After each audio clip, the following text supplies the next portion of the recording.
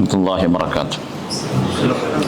بسم اللہ الرحمن الرحیم، الحمد للہ رب العالمین، والصلاة والسلام علی سید المرسلین نبینا و امامنا و قدوتنا محمد وعلی آلہ وصحبہ اجمعین، وبعد۔ الحمد للہ، اللہ کا فضل و احسان ہے کہ اللہ تعالیٰ نے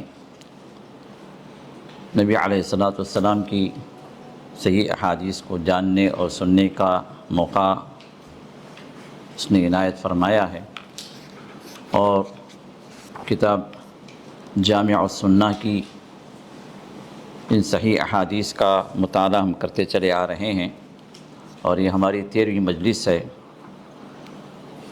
اور یہ کتاب جس کے بارے میں آپ کو اطلاع ہے کہ اس کتاب کے اندر جتنی بھی احادیث جمع کی گئی ہیں، یہ سب کے سب صحیح احادیث ہیں، جو 37 احادیثی کتابوں سے اس کو ایکسٹریکٹ کیا گیا ہے، جمع کیا گیا ہے، اور جس کے اندر 3980 احادیث موجود ہیں، اور ان میں سے 3471 جو احادیث ہیں وہ بخاری اور مسلم کی احادیث ہیں، اور باقی 509 احادیث جو ہیں وہ بخاری اور مسلم کے علاوہ دوسری احادیثی کتابوں سے نقل کی گئی ہیں، اور ان میں تمام کی تمام احادیث صحیح ہیں۔ صرف 336 احادیث حسن کے درجے کی ہیں، اور مقبول احادیث جو محدثین کے پاس ہیں یا تو صحیح کے درجے کی ہوں یا حسن کے درجے کی۔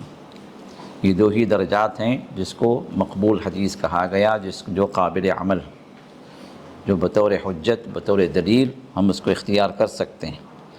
اب ان کے علاوہ جو بھی احادیث ہوں گے وہ ضعیف کی کیٹیگری میں آئیں گے۔ تو ان احادیث کے اندر کوئی ضعیف حدیث نہیں ہے الحمدللہ۔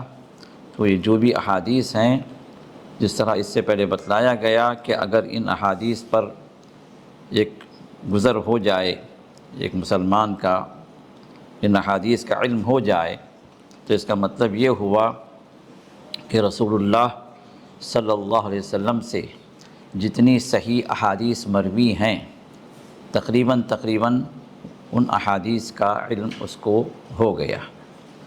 تو الحمدللہ ہم یہاں پہنچے پچھلی مجلس میں کتاب الاسلامی والایمانی والاحسان، اسلام، ایمان اور احسان کا کتاب یعنی بک،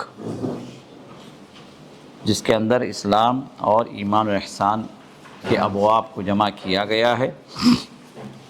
تو ہم اس کتاب کے اندر کتاب الاسلام والایمان والاحسان، اس کتاب کے اندر ہم پہنچے دوسرے باب میں۔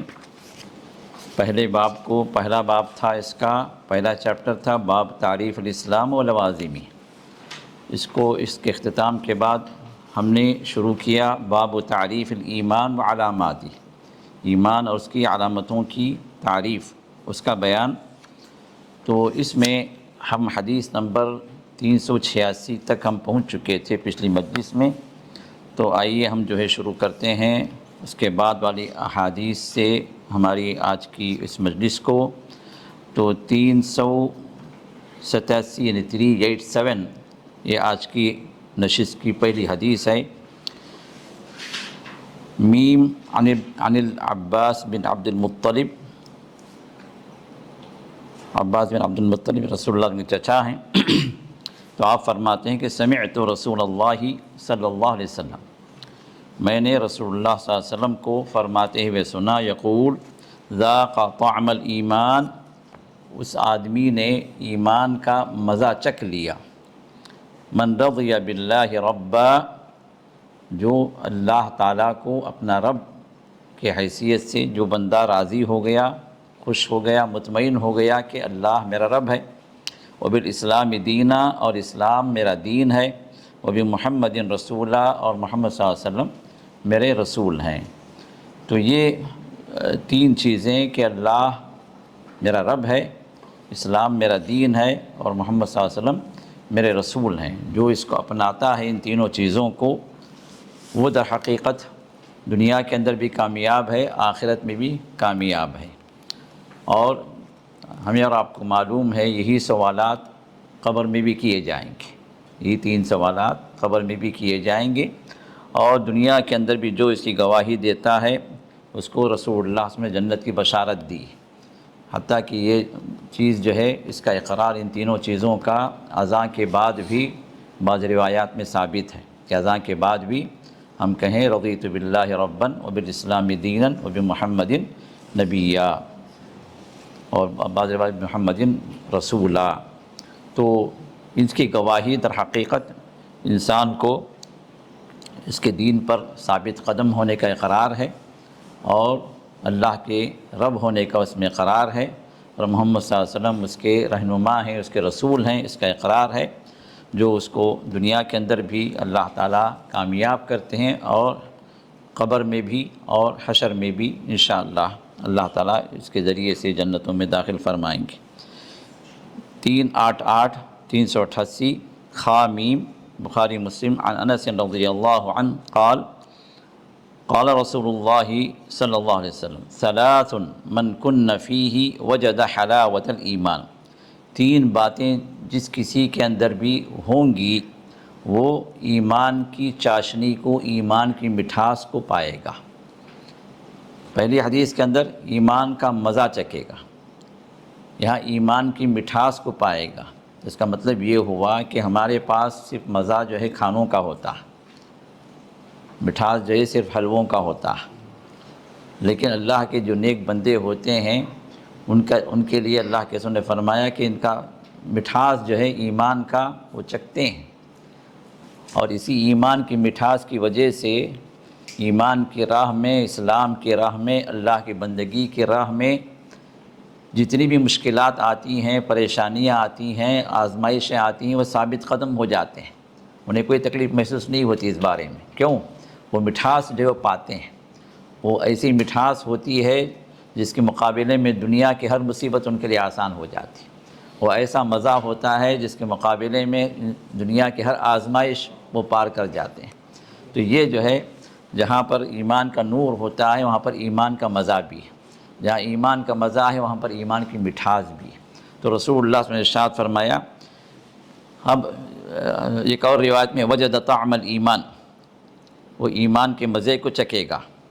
پہلی بات کیا ہے؟ ان یکون اللہ ورسولہ احب الیہ مما سواہما، کہ اس کے پاس اللہ اور اس کے رسول دنیا کی جتنی چیزیں ہیں ان سب سے زیادہ وہ محبوب ہوں، سب سے زیادہ ان کو چاہتا ہو۔ اور دوسری بات کیا ہے؟ وَأَن يُحِبَّ الْمَرْءَ لَا يُحِبُّهُ إِلَّا لِلَّهِ، کہ کسی انسان کو وہ پسند کرے، کسی انسان کو وہ چاہے، اور یہ چاہت جو ہے دنیا کے بیس پر نہ ہو، اس کی خود غرضی پر نہ ہو، اس کی جو ہے نفسانی خواہشات پر نہ ہو، بلکہ یہ چاہت کس پر ہو؟ صرف اللہ کے لیے ہو، وہ اللہ کے لیے کسی کو محبت کرے۔ الحب فی اللہ جس کو کہا جاتا ہے، جس طرح دوسری حدیث میں یہ بات آتی ہے نا کہ جو ہے انسان کا ایمان جو ہے مکمل اس وقت ہوتا ہے فقد استکمل من احب للہ وابغض للہ واعطى للہ ومنع للہ فقد استکمل الایمان۔ تو ایمان کی تکمیل اس وقت ہوتی ہے جب بندہ اللہ ہی کے لیے کسی کو چاہے، اللہ ہی کے لیے کسی سے دور ہو جائے، اللہ ہی کے لیے کسی سے نفرت کرے، اللہ ہی کے لیے کسی کو دے، اللہ ہی کے لیے کسی کو دینے سے رک جائے، تو پھر یہ بندہ وہ ہے جس کے پاس یہ 4 خصلتیں آ جائیں، اس کی ایمان کی تکمیل ہے۔ تو یہاں پر بھی دوسری بات یہی بتلائی گئی، اور تیسری بات یہ ہے وَأَن يَكْرَهَ أَن يَعُودَ فِي الْكُفْرِ بَعْدَ إِذْ أَنْقَذَهُ اللَّهُ مِنْهُ كَمَا يَكْرَهُ أَن يُقْذَفَ فِي النَّارِ، کہ وہ کفر میں واپس لوٹنے کو اتنا ہی زیادہ ناپسندیدہ، وہ بات اس کے لیے اتنی ناپسندیدہ ہو جس طرح اس کو آگ میں پھینکا جانا جس طرح ناپسندیدہ ہے، کہ ایمان کے بعد اللہ نے اس کو جہنم سے بچا لیا کہ وہ پھر سے کفر میں لوٹے، یہ بات کسی بھی اعتبار سے اس کو گوارا نہ ہو، کسی بھی اعتبار سے پسند نہ کرے کہ کفر میں چلا جائے، ایسے ہی ناپسند کرے جس طرح اگر اس کو آگ میں پھینکا جائے تو جس طرح وہ بات اس کے لیے ناپسند ہے، اسی طرح یہ بھی ناپسند ہو کہ ایمان کے بعد وہ کہ کفریہ کلمہ کہے یا کفریہ کوئی کام کرے یا ایسا کوئی اس کا فعل ہو جس کی وجہ سے وہ کفر میں چلا جائے۔ وفی روایہ، ایک دوسری روایت میں لا یجد احد حلاوت الایمان، الفاظ تھوڑے سے مختلف ہیں، بات وہی ہے کہ وہی تین باتیں اس میں بھی بیان کی گئی ہیں کہ ایمان کی مٹھاس کوئی بھی نہیں پا سکتا، حتی یحب المرء لا یحبہ الا للہ، یہاں تک کہ آدمی کسی کو چاہے تو صرف اللہ کی خاطر چاہے، وحتی ان یقذف فی النار احب الیہ من ان یرجع الی الکفر بعد اذ انقذہ اللہ، اللہ تعالیٰ اس کو کفر سے نجات دینے کے بعد اس کے اندر وہ چلا جائے، وہ ایسے ہی ناپسند ہو جس طرح اس کو جہنم میں یا کہ آگ میں پھینکا جانا ناپسند ہو، وحتی یکون اللہ ورسولہ احب الیہ مما سواہما، اور یہاں تک کہ اللہ اس کا رسول اس کے پاس سب سے زیادہ محبوب ہو جائیں۔ ولی مسلمن، اور مسلم کی ایک روایت ہے، الا انہ قال، آپ نے اس میں ارشاد فرمایا ومن کان ان یلقى فی النار احب الیہ من ان یرجع یہودیا او نصرانیا، اس کو جو ہے ایسے ہی یہ بات جس طرح ناپسند ہے کہ آگ میں پھینکا جائے، اسی طرح اس کو یہ بات بھی ناپسند ہو کہ وہ یہودی بن جائے یا نصرانی بن جائے۔ پہلے روایت میں صرف کفر کے بارے میں کہا گیا، یہاں پر تخصیص کے ساتھ یہودیت اور نصرانیت کی طرف بھی اس کے اندر بیان کیا گیا ہے۔ 389 خامیم عن انس رضی اللہ عنہ قال سمعت رسول اللہ صلی اللہ علیہ وسلم یقول لا یؤمن احدکم، تم میں کا کوئی ایمان والا نہیں ہو سکتا حتی اکون احب الیہ، یہاں تک کہ میں اس کے پاس محبوب نہ بن جاؤں، من ولدہ، اس کے اولاد سے زیادہ، ووالدہ، اور اس کے والدین سے زیادہ، والناس اجمعین، اور تمام لوگوں سے زیادہ۔ یا ولد اور والد جو ہے دونوں کیا ہے، جنس کے طور پر ہے، مطلب ولد سے مراد لڑکا لڑکی سب اولاد پوری کی پوری داخل، اور والد سے مراد والدین، ماں باپ، پھر اس کے اوپر جو ہے ان کے ماں باپ، دادا، نانا، نانی، دادی، سب جو ہے جو اوپر جو ہے وہ ان علا جو کہا جاتا ہے نا، جو آبا و اجداد، وہ سبھی اس کے اندر شامل ہیں۔ تو ان تمام سے زیادہ جب تک میں اس کے پاس محبوب نہ ہو جاؤں، اس کا ایمان وہ ایمان والا نہیں ہے۔ ولی مسلم، اور مسلم کی روایت میں یہ بات ہے لا یؤمن احدکم حتی اکون احب الیہ من مالہ و اہلہ والناس اجمعین، پہلے میں تھا ولدہ ووالدہ والناس اجمعین، یہاں پر کہا گیا جب تک کہ میں اس کے پاس اس کے مال سے زیادہ محبوب اور اس کے اہل و عیال اور خاندان والوں سے زیادہ محبوب اور تمام لوگوں سے زیادہ محبوب نہ بن جاؤں۔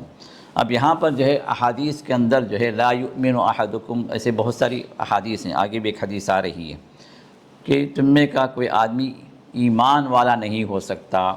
اس میں محدثین نے اسی بات کا ذکر کیا، یہاں کمال ایمان کی نفی نہیں ہے، یہاں پر جو مطلقاً ایمان کی نفی نہیں ہے کہ بھئی وہ آدمی ایمان سے گیا یا ایمان ہی نہیں ہے، ایمان نکل گیا اس سے، یہ مراد نہیں ہے۔ مراد کیا ہے؟ یہ کمال ایمان کی نفی، وہ بندہ کامل مومن نہیں ہو سکتا، اس کا ایمان کامل نہیں ہو سکتا جب تک کہ وہ رسول اللہ صلی اللہ علیہ وسلم کو تمام لوگوں سے زیادہ محبوب نہ رکھے۔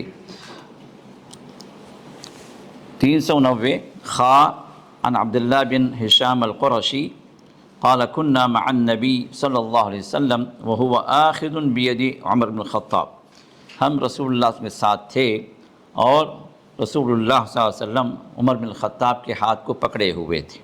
رسول اللہ صلی اللہ علیہ وسلم کا اسلوب جو ہے بڑا ہی پیارا اسلوب ہوتا تھا، اور جب بھی آپ اپنے صحابہ کو کوئی چیز بیان فرماتے تو بڑی اپنائیت کے ساتھ اس کا اظہار فرماتے، اور بہت ساری احادیث میں باتیں رسول اللہ صلی اللہ علیہ وسلم نے کسی صحابی کا آپ نے ہاتھ پکڑ لیا، کسی صحابی کے ساتھ ساتھ چلتے ہوئے، کسی صحابی کو جو ہے بڑے پیار بھرے انداز سے آپ کچھ بتا رہے ہیں، تو یہ اپنائیت کا ایک انداز ہے جس سے بندہ یہ محسوس کرے کہ وہ بندہ اللہ کے رسول سے بہت ہی زیادہ قریب ہے، تاکہ بہت ہی زیادہ کانسنٹریٹ کرے، اللہ کے رسول کی بات کو اہمیت دے۔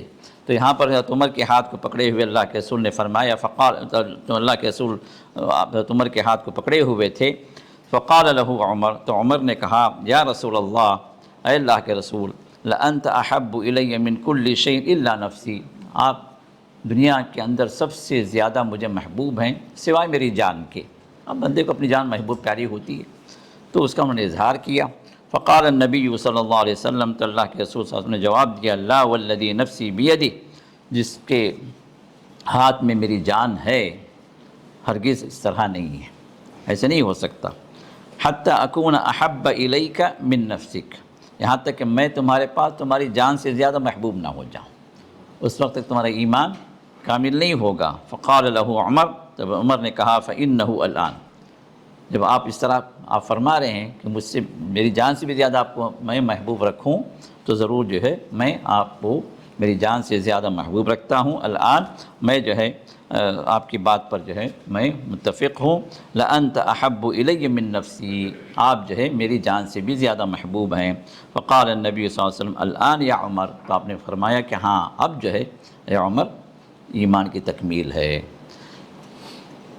391 خامیم عن انس رضی اللہ عنہ قال سمعت رسول اللہ صلی اللہ علیہ وسلم یقول، بخاری مسلم کی روایت ہے انس سے کہ آپ نے فرمایا کہ میں نے رسول اللہ صلی اللہ علیہ وسلم فرماتے ہوئے سنا، لا یؤمن احدکم، تم میں کا کوئی آدمی ایمان والا ہو نہیں سکتا، حتی یحب لاخیہ ما یحب لنفسہ، یہاں تک کہ وہ اپنے بھائی کے لیے بھی وہی پسند کرے جو اپنے لیے پسند کرے۔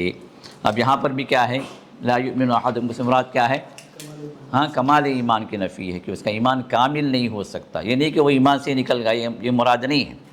جب وہ ارکان ایمان پر ایمان رکھنے والا ہے تو وہ ایمان والا ہے، لیکن چند باتوں کی وجہ سے اس کا ایمان کامل نہیں ہوتا، جس طرح وہ حدیث بھی آگے آ رہی ہے جس میں بندہ گنہگار ہوتا ہے تو وہاں پر بھی ایمان اس کا ہٹ جاتا ہے، تو وہاں پر بھی کمال ایمان کی نفی ہے۔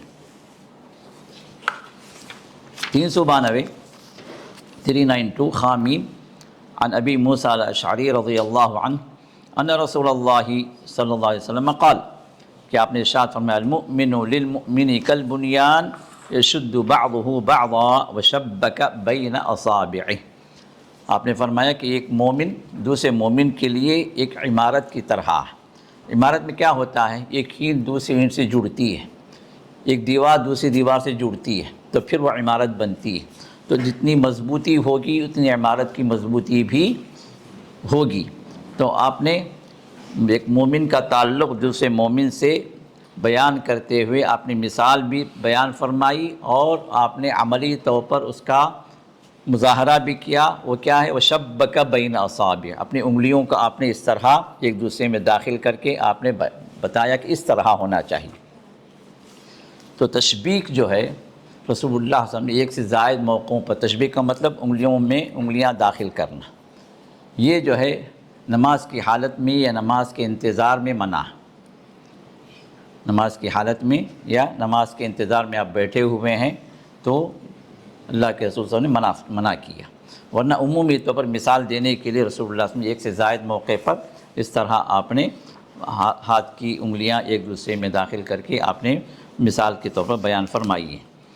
393 خامیم عن النعمان بن بشیر رضی اللہ عنہ ان رسول اللہ صلی اللہ علیہ وسلم قال، کہ آپ نے ارشاد فرمایا مثل المؤمنین فی توادہم وتراحمہم وتعاطفہم مثل الجسد، کہ مومنوں کی مثال ان کی اپنی محبتوں میں، ان کی ایک دوسرے سے شفقتوں میں، اور ایک دوسرے سے وہ رحمت کا اظہار کرنے میں، مثل الجسد ایک جسد کی طرح، ایک جسم کی طرح، اذا اشتکا منہ عضو تداعی لہ سائر الجسد بالسہر والحمى، جب جسم کے ایک حصے میں کوئی تکلیف آتی ہے تو پھر اس تکلیف کی وجہ سے پورا جسم متاثر ہوتا ہے، انسان کی نیند اڑ جاتی ہے اور بخار چڑھ جاتا ہے، جبکہ ہوتا ہے درد کا ہے، کہیں سر میں درد ہو سکتا ہے، پیر میں درد ہو سکتا ہے، پیٹ میں تکلیف ہو سکتی ہے، جسم کی ایک حصے میں درد ہوتا ہے تو اس کا اثر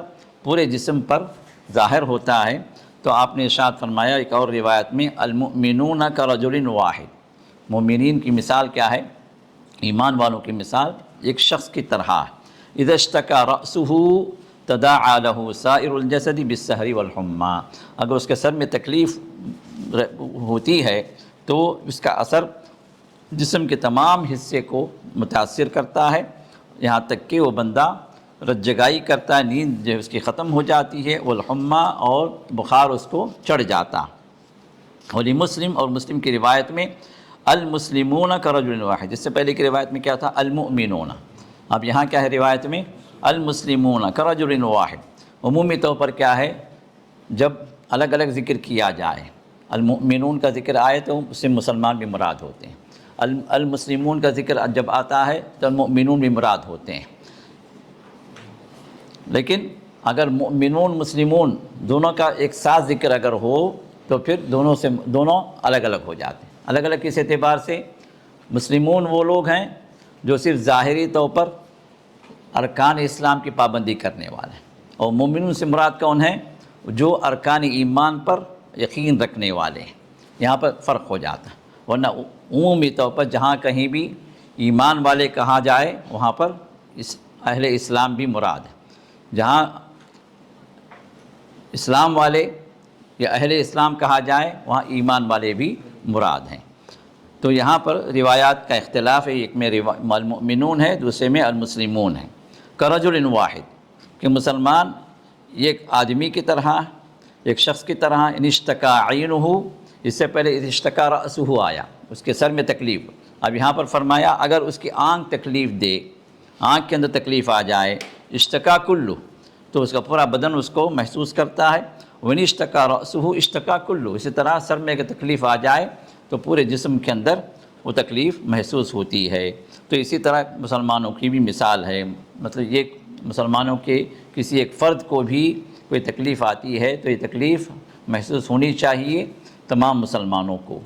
کسی کے کوئی ایک مصیبت میں گھر جائے تو وہ مصیبت صرف اس کے حد تک نہ ہو بلکہ اس کے اطراف و اکناف جو بھی مسلمان ہیں اور جہاں تک بھی اس کی اطلاع پہنچتی ہے وہ لوگ بھی اس تکلیف کو محسوس کریں، یہ ایمان کی نشانی ہے۔ 394 خامیم عن ابی موسیٰ الاشعری رضی اللہ عنہ ان رسول اللہ صلی اللہ علیہ وسلم قال ان الاشعریین اذا ارملوا في الغزو او قل طعام عیالهم بالمدینہ جمعوا ما كان عندهم في ثوب واحد، کہ اشعریین یہ اشعری جو قبیلہ جی یمن کا قبیلہ جو ابو موسیٰ اشعری اسی قبیلے کے ہیں، تو اس قبیلے کی ایک بہت بڑی ایک بہت اچھی جو ہے ان کے پاس ایک عادت تھی، وہ کیا ہے اذا ارملوا فی الغزو، کبھی جنگ میں نکلتے، غزوے میں نکلتے، یا یہاں تک کہ اپنے شہر کے اندر بھی موجود ہوں لیکن ان کے پاس کھانے پینے کے جو سامان ہے، پروویژن جو ہے وہ ختم اگر ہو جاتا ہے، کم ہو جاتا، تو کیا کرتے؟ جمعوا ما کان عندهم، جس کے پاس کیا ہے سب لاؤ بھائی، سب کو منگوا لیتے، پھر سب کو جو ہے وہ ایک کپڑے پر اس کو بچھا دیتے، جمع کر دیتے کپڑے پہ، ایک چادر میں جمع کر دیتے، چادر میں جمع کرنے کے بعد کیا کرتے؟ ثم اقتسموه بینہم فی اناء واحد بالسویہ، پھر ایک برتن لے کر اسی برتن کے ناپ سے ہر ایک کو دینا شروع کرتے تاکہ کسی کو کم نہ ہو، سب کو برابر ملے۔ لا کر جمع کرنے والا ہو سکتا ہے ایک 10 کلو لا کر کسی نے جمع کیا ہو، کسی نے 1 کلو جمع کیا، کوئی کم کوئی زیادہ جمع کیا، لیکن اب یہاں پر کیا ہے ہر ایک کو جو ہے برابر پہنچے اس کا انتظام کرتے تھے، کوئی ایک جو ہے پیمانہ لے لیتے، پھر اس پیمانے سے ناپ کر وہ ہر ایک کو پہنچاتے تاکہ کسی کو کمی نہ ہو۔ تو رسول اللہ صلی اللہ علیہ وسلم کو یہ عادت مبارک، یہ عادت جو ہے بڑی پسند آئی، تو آپ نے فرمایا کہ فہم منی وانا منہم، میں ان سے ہوں اور وہ مجھ سے ہیں، مطلب اس عادت کے اندر میں ان کے ساتھ ہوں۔ اس عادت آپ کا یہ مطلب نہیں کہ میں اس قبیلے سے ہوں، یہ مراد نہیں ہے، مراد کیا ہے کہ اس عادت کے اندر یہ جو طریقہ ان کا ہے یہ طریقہ مجھے پسندیدہ ہے، تو لہٰذا میں اشعریوں کے ساتھ اس معاملے میں ہوں اور وہ میرے ساتھ ہیں۔ تو اس حدیث کے اندر جو ہے ایثار و قربانی اور ایک دوسرے کے لیے مدد اور ایک دوسرے کے لیے ہمدردی، اس کا اظہار ہے، اس کی فضیلت کو بیان کیا گیا ہے۔ اور اسی طرح جب کہیں بھی گھر کے اندر بھی اگر جو ہے کچھ خاندان کے اندر یا گھر کے اندر یا کہ آپ کے محلے کے اندر کوئی کمی اگر ہو جائے کھانے پینے کے اشیاء کی، تو یہ طریقہ بڑا مبارک طریقہ ہے کہ اس پوری چیزوں کو جمع کیا جائے اور پھر جو ہے اس کے حساب سے تقسیم کیا جائے، تو رسول اللہ صلی اللہ علیہ وسلم نے اس کو پسند فرمایا۔ 395 عن حنظلہ بن ربیع الاسیدی حضرت حنظلہ جو ہے یہ فرماتے ہیں وَكَانَ مِن كُتَّابِ رسول اللہ صلی اللہ علیہ وسلم، اور یہ رسول اللہ صلی اللہ علیہ وسلم کے کاتب وحی بھی تھے۔ رسول اللہ صلی اللہ علیہ وسلم کے بعد مخصوص اصحاب تھے، جب وحی نازل ہوتی تو آپ انہی کو بلاتے، کیونکہ آپ کو معلوم ہے کہ عرب جو ہے امی قوم ہے، پڑھی لکھی قوم نہیں تھی، تو بہت ہی کم لوگ تھے جن کو لکھنا پڑھنا آتا تھا، تو ان میں سے ایک یہ حنظلہ بھی ہیں۔ تو یہ فرماتے ہیں کہ لقینی ابو بکر، ایک مرتبہ ابو بکر سے ملاقات ہوئی، ابو بکر ملے، فقال کیف انت یا حنظلہ، کیا حال ہے بھائی، کیف حالک، جیسے پوچھتے ہیں ہم لوگ کیف الحال، تو کیا حال ہے آپ کا؟ تو حنظلہ نے کہا نافق حنظلہ، حنظلہ تو منافق ہو گیا۔ سب کیا کہتے ہیں الحمدللہ بھی بڑے ایمان کے ساتھ ہیں، بڑے اطمینان کے ساتھ، یہ کتاب یہاں پر حنظلہ فرما رہے ہیں کہ یہ تم حنظلہ تو منافق ہو گیا بھائی۔ قال سبحان اللہ ما تقول، سبحان اللہ کیا بول رہے ہو بھائی؟ قلت نکون عند رسول اللہ صلی اللہ علیہ وسلم یذکرنا بالنار والجنہ حتی کأننا رأی عین، ہم اللہ کے رسول کے پاس ہوتے آپ کی مجلس میں، تو رسول اللہ صلی اللہ علیہ وسلم ہمیں جنت سے اور جہنم سے جب ہمیں نصیحت فرماتے، ہمیں ایسا لگتا کہ گویا ہمارے سامنے جنت ہے، جب جنت کا ذکر ہوتا تو ایسا محسوس کہ گویا ہم جنت کے سامنے یا جنت ہی میں ہیں۔ پھر آپ جہنم کا ذکر فرماتے تو ایسا محسوس ہوتا گویا جہنم ہمارے سامنے ہے، گویا ہم جہنم کو دیکھ رہے ہیں، یہ حالت ہوتی۔ پھر اس کے بعد فَإِذَا خَرَجْنَا مِنْ عِنْدِ رَسُولِ اللَّهِ صلی اللہ علیہ وسلم، جب اللہ کے رسول کے پاس نکل کر ہم اپنے گھروں کو آتے، عَافَسْنَا الْأَزْوَاجِ وَالْأَوْلَادِ وَالضَّيْعَاتِ، تو پھر جو ہے ہم جو ہے اپنی بیویوں کے ساتھ اپنے بچوں کے ساتھ مشغول ہو جاتے، اور جو ہے اپنے معاشی امور کے اندر دنیاوی امور کے اندر جو ہے ہم اپنے آپ کو مشغول پاتے۔ وَنَسِينَا كَثِيرًا، اور اللہ کے رسول کے ساتھ جو حالت جو ہوتی تھی نا ہماری، جو کچھ ہم سنے ہوتے، وہاں پر جو کیفیات ہوتی، یہ سب ہم بھول جاتے۔ تو حالت گھر کے اندر ایک اور ہے، اور اللہ کے رسول کی مجلس میں کچھ اور ہے، تو یہ جو ہے نفاقی ہے نا، ایک حالت پہ ہم نہیں ہیں، ادھر کچھ ہے ادھر کچھ ہے، منافق وہی ہے نا، اوپر کچھ اندر کچھ۔ تو ان کا بھی اپنا کانسیپٹ کیا بن گیا کہ اس طرح کی جو حالت جو بدل رہی ہے یہ بھی نفاق کی کوئی شکل ہے۔ تو انہوں نے بیان کیا ابو بکر سے، تو ابو بکر نے کہا فَوَاللَّهِ إِنَّا لَنَلْقَىٰ مِثْلَ هَٰذَا، بھئی تو جو بات تم بیان کر رہے ہو وہی چیز ہمارے ساتھ بھی ہے۔ رسول اللہ کے مجلس میں کچھ اور کیفیت ہوتی، گھر پہنچتے تو وہ کچھ اور کیفیت ہو جاتی، تو یہی حال ہمارا بھی ہے۔ تو فَانْطَلَقْتُ أَنَا وَأَبُو بَكْرٍ، تو میں اور ابو بکر دونوں چلے، حتیٰ دخلنا علی رسول اللہ صلی اللہ علیہ وسلم، یہاں تک کہ میں اللہ کے رسول کی مجلس میں پہنچے۔ فقلت، تو میں نے کہا، کس نے کہا؟ حنظلہ نے کہا نافق حنظلہ یا رسول اللہ، اے اللہ کے رسول حنظلہ تو منافق ہو گیا۔ فقال رسول اللہ وما ذاک، اللہ کے رسول پوچھتے بھئی یہ کیا بات ہے، کیا معاملہ ہے، کیا ماجرا ہے؟ قلت یا رسول اللہ، میں نے کہا کہ اللہ کے رسول نکون عندک، ہم آپ کے پاس جب ہوتے تذکرنا بالنار والجنہ، تو آپ ہمیں جہنم سے ڈراتے، جنت کی رغبت دلاتے، حتیٰ کأننا رأی عین، گویا ہم اپنے آنکھوں سے گویا دیکھ رہے ہیں ان چیزوں کو، یہ حالت ہماری ہوتی۔ فَإِذَا خَرَجْنَا مِنْ عِنْدِكَ، جب ہم آپ سے جو ہے آپ کی مجلس سے باہر ہوتے، عَافَسْنَا الْأَزْوَاجِ وَالْأَوْلَادِ وَالضَّيْعَاتِ، تو ہم اپنی بیویوں میں اور اپنے بچوں میں مشغول ہو جاتے، اور دنیاوی امور کے اندر جو ہماری مشغولیت ہو جاتی، وَنَسِينَا كَثِيرًا، اور ہم بہت کچھ بھول جاتے۔ تو یہ حالت کا اختلاف، یہ جو ہے یہ نفاق، گویا یہ نفاق کی نشانی ہے، گویا میں منافق ہو گیا۔ وقال رسول اللہ صلی اللہ علیہ وسلم، تو اللہ کے رسول نے ارشاد فرمایا والذی نفسی بیدی، اس ذات کی قسم جس کے ہاتھ میں میری جان ہے۔ بعض لوگ بولتے ہیں جس کے قبضے قدرت میں میری جان ہے، ترجمہ کرتے، غلط ترجمہ ہے، قبضے قدرت نہیں ہے، جس کے ہاتھ میں، جہاں ہاتھ کا ذکر ہم کہیں گے ہاتھ، یا اللہ کے پیر کا ذکر ہم کہیں گے پیر ہے۔ اب جہاں قبضے قدرت سے کیا یہ وہ لوگ ہوتے ہیں جو تعویل کرتے ہیں، جو اللہ کے ہاتھ کو نہیں مانتے، اللہ کے ہاتھ ہیں، پیر ہیں، اللہ تعالیٰ کے جو آنکھیں ہیں، جو احادیث میں جاتے ہیں اس کی سب کی تعویل کرتے ہیں۔ اب یہاں مراد کیا ہوتا ہے، ان کے پاس قوت، اس میں اللہ کے قبضے، اسی ترجمہ کیا کرتے ہیں، اللہ کے قبضے قدرت میں میری جان ہے۔ یہاں تو مرادی معنی نہیں ہے، جب جو ہے لفظی معنی کے اندر گنجائش موجود ہے اور اس کی وضاحت احادیث کے اندر یا قرآن کے اندر آئی ہے، تو ہم کہیں گے کہ وہی ہے، اس میں ہم تعویل نہیں کریں گے۔ اس میں ہم مفہوم نہیں بیان کریں گے، اپنے طور سے ہم کچھ اور چیز وہاں پر نہیں پیش کریں گے۔ تو یہاں پر اللہ کے رسول نے فرمایا کہ جس کے ہاتھ میں میری جان ہے، یعنی اللہ تعالیٰ، لو تدومون علی ما تکونون عندی وفی الذکری لصافحتکم الملائکۃ علی فروشکم وفی طرقکم، جس طرح تم میری مجلس میں رہتے ہو جس کیفیت کے ساتھ، کیونکہ نبوی مجلس ہے نا، وہ فرشتوں کا نزول ہوتا ہے، اللہ کے رسول کو سامنے دیکھ رہے ہیں، بہت بڑا شرف ہے، وہاں پر کیفیت جدا ہوتی ہے۔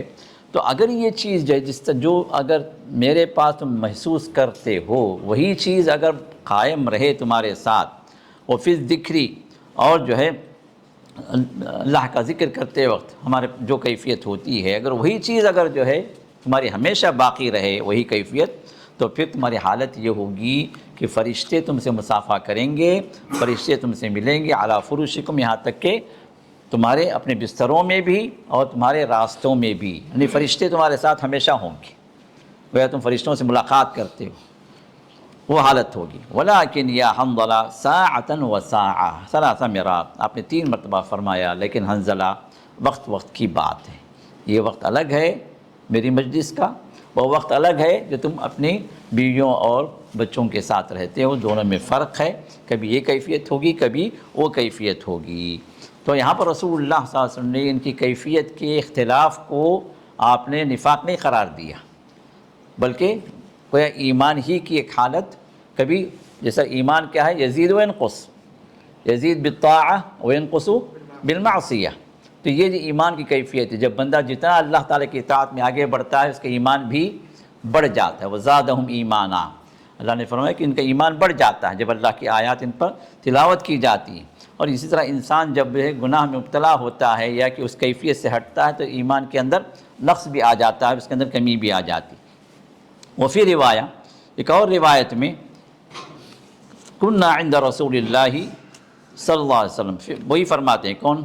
حنظلہ ہی کی روایت ہے، جس میں آپ نے فرمایا کہ ہم اللہ کے رسول کے پاس تھے، فذکر النار، تو آپ نے جہنم کا ذکر کیا، ثم جئت الی البیت، اب ظاہر سی بات ہے جہنم کا ذکر کیا تو جہنم سے ڈرنا اور جہنم سے دور ہونا، یہ سب چیزیں دماغ میں آنے لگی، ایمانی کیفیت بڑھ گئی تھی۔ ثم جئت الی البیت، پھر میں گھر کی طرف آیا، فضاحکت الصبیان، تو پھر بچوں سے میں کھیلا، ولاعبت المرأة، اور خوشکن لمحات میں اپنی بیوی کے ساتھ گزارے، فخرجت، پھر میں نکلا، فلقیت ابا بکر، پھر ابو بکر سے ملاقات ہوئی، فذکرت ذلک لہ، تو ابو بکر سے کہا کہ کیا بات ہے، اللہ کے رسول کے پاس جب ہوتے تو ہماری کیفیت ہی جدا ہوتی، پھر ہم گھر آتے ہیں تو ہماری کیفیت بدل جاتی ہے۔ تو ابو بکر نے بھی کہا، وَأَنَا قَدْ فَعَلْتُ مِثْلَ مَا تَذْكُرُ، جس طرح تم بیان کر رہے ہو نا، وہی چیز جو میرے ساتھ بھی ہے۔ فَلَقِينَا رَسُولَ اللَّهِ صلی اللہ علیہ وسلم، پھر ہم اللہ کے رسول سے ملاقات کیے۔ فَقُلْتُ يَا رَسُولَ اللَّهِ، تو میں نے اللہ کے رسول سے کہا کہ نَافَقَ حنظلہ، حنظلہ تو منافق ہو گیا اللہ کے رسول۔ فَقَالَ مَا، کیا بات کر رہے ہو؟ فَحَدَّثْتُهُ بِالْحَدِيث، پھر میں نے وہ حدیث بیان کی، وہ قصہ بیان کیا جو اوپر ذکر ہو چکا ہے۔ وقال ابو بکر وَأَنَا فَعَلْتُ مِثْلَ مَا فَعَلْ، تو ابو بکر نے بھی کہا کہ اللہ کے رسول، حنظلہ کی جو کیفیت ہے وہی کیفیت میرے ساتھ بھی ہے۔ فقال یا حنظلہ ساعۃ وساعۃ، حنظلہ یہ وقت کی بات ہے، الگ الگ اوقات میں الگ الگ کیفیات ہوتی ہیں۔ لو كانت تكون قلوبكم كما تكون عند الذکر لصافحتكم الملائکہ حتى تسلم علیکم فی الطریق، فرمایا کہ اگر تمہارے دل ایک ہی حالت میں اگر ہوں، جس طرح اللہ کے ذکر کے موقع پر یا میری مجلس میں رہتے ہوئے جس طرح تمہاری کیفیت ہوتی ہے، اگر اسی طرح تمہارا دل ہمیشہ رہیں تو پھر فرشتے تم سے مصافحہ کریں گے، اور تم راستے میں بھی چل رہے ہوگے لیکن فرشتے تمہیں سلام کریں گے۔ تو اس کا مطلب یہ ہوا کہ ایمان کی کیفیت کم زیادہ ہوتی ہے، اور صالحین کے صحبت میں اس طرح کی مجالس کے اندر ایمان بڑھ جاتا ہے، اور یہی کیفیت ہر جگہ نہیں ہو سکتی۔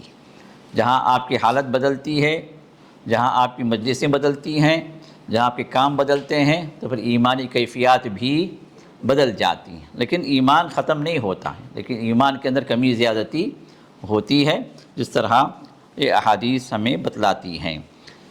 396 میم، عن ابی ہریرہ رضی اللہ عنہ قال جاء ناس من اصحاب النبی صلی اللہ علیہ وسلم، رسول اللہ صلی اللہ علیہ وسلم کے کچھ اصحاب آئے، فسألوه، تم ان لوگوں نے سوال کیا. سوال کیا تھا؟ انا نجد فی انفسنا، ہم اپنے آپ کے اندر کچھ محسوس کرتے ہیں. کیا محسوس کرتے ہیں؟ ما یتعاظم احدنا ان یتکلم بہ، کہ ایسی چیزیں ہمارے دل و دماغ میں آتی ہیں کہ اس کو ہم زبان پہ لانا یہ بہت بڑا ہم گناہ سمجھتے ہیں. ایسی مطلب کفریہ باتیں یا اسلام کے خلاف باتیں، اللہ کے رسول کی رسالت میں شک ہونے کے وسوسے، اس طرح کی چیزیں اگر ہم زبان سے اس کو ظاہر ہم کرنا چاہیں تو نہیں کر سکتے. اللہ کے رسول نے فرمایا کہ وقد وجدتموہ، اور ایک روایت او وقد وجدتموہ، کیا تم اس طرح پاتے ہو؟ کیا صحیح بات ہے کہ اس طرح تم محسوس کرتے ہو اس طرح کے وسوسے؟ قالوا نعم، تو صحابہ نے کہا کہ ہاں یا رسول اللہ اس طرح کی چیزیں آتی ہیں ہمارے دل و دماغ میں.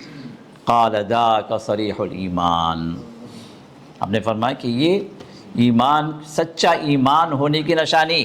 اللہ اکبر. دماغ میں کیا آ رہا؟ کفریہ باتیں آ رہی، اللہ کے بارے میں شک، اسلام کے بارے میں شک، رسول کے بارے میں شک، اسلام کی حقانیت کے سلسلے میں سوالات، یہ دماغ میں چل رہے ہیں. اور اللہ کے رسول کیا فرما رہے ہیں کہ یہی ایمان کی نشانی ہے. شیطان جو چور اگر حملہ کرتا ہے، خالی غریب کا گھر جو اجاڑ پڑا ہوا ہے کچھ بھی ہے ہی نہیں اس پہ حملہ کرے گا، یا ہے کہ جہاں پر ہیرے جواہرات ہیں، جہاں پر اس کے لیے بہترین مال ہے، وہاں پر جو ہے چرائے گا. کہاں جائے گا ڈاکہ ڈالنے کے لیے؟ جہاں پر قیمتی چیزیں ہیں. تو ایک بندہ کفر و شرک میں موجود ہے، شیطان کو اس سے کچھ لینا دینا نہیں ہے، وہ تو اسی کا بندہ ہے. لیکن شیطان جو ہے وسوسے ڈالتا ہے کن لوگوں کے لیے، کن لوگوں کے دلوں کے اندر جو شرک اور کفر سے دور ہیں، جو اہل ایمان ہیں. تو ان کو ایمان سے ہٹانے کے لیے یہ وسوسے، اس کی یہ کوششیں اس کی ہوتی ہیں. تو اب یہ شیطان ہمارے اور آپ کے دلوں میں ڈالتا ہے، تو در حقیقت کیوں ڈالتا ہے؟ اس لیے کہ ہمارے دلوں کے اندر ایمان ہے. یہ اللہ کے رسول کے وہاں پر جو ہے بتانے والی بات کہ تمہارے دلوں کے اندر ایمان ہونے کی وجہ سے یہ وسوسے آتے ہیں. اگر حقیقت میں تمہارے دل کے اندر ایمان نہ ہوتا تو پھر یہ وسوسے بھی نہیں آتے. تو یہ جو ہے سچا ایمان ہونے کی نشانی ہے. 397 میم عن ابن مسعود رضی اللہ عنہ، عبداللہ بن مسعود رضی اللہ عنہ ارشاد فرماتے ہیں قال سئل النبی صلی اللہ علیہ وسلم عن الوسوسہ، اللہ کے رسول سے پوچھا گیا وسوسے کے بارے میں.